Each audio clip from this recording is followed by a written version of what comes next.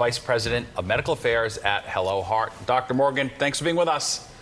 Thanks, Steve and Natasha. You know, this is really a huge deal. We know how serious skin cancer is, but it really does seem like the ways we protect ourselves from the sun are lacking in a lot of ways. This seems to be a big step forward. Walk us through this ingredient we're talking about and why it's so important.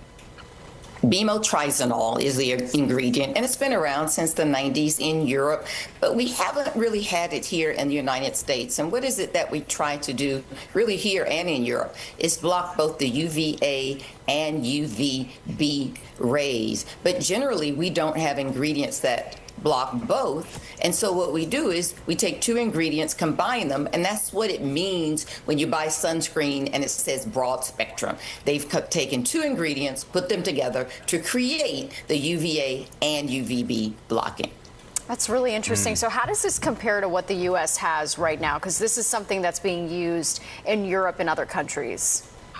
And so when we look at how it compares, there will be a single ingredient that blocks UVA and UVB. And while we also have a mineral-based ingredient, meaning zinc oxide, if you've ever used any zinc oxide products, they use they leave a white stain, a white greasy appearance. And this new product will not do that. It also blocks both UVA and UVB rays. UVB rays are those rays that cause sunburn, and they are superficial to your skin, but they cause the sunburn. It's the UVA rays that cause skin cancer and premature aging. So we want to really block both. When we talk about SPF, though, we're talking about UVB and not UVA. You know, this has been a long road to approval. We know it was approved in Europe back in 1999, but they've been trying here in the States for more than 20 years. Walk us through why it took so long to get to this point.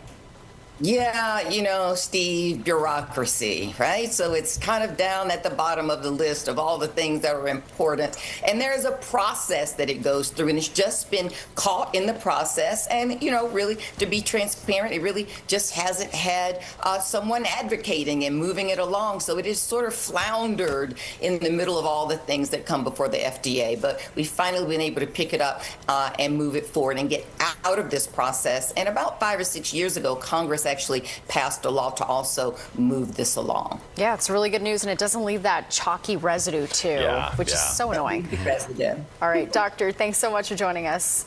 Thank you. All right.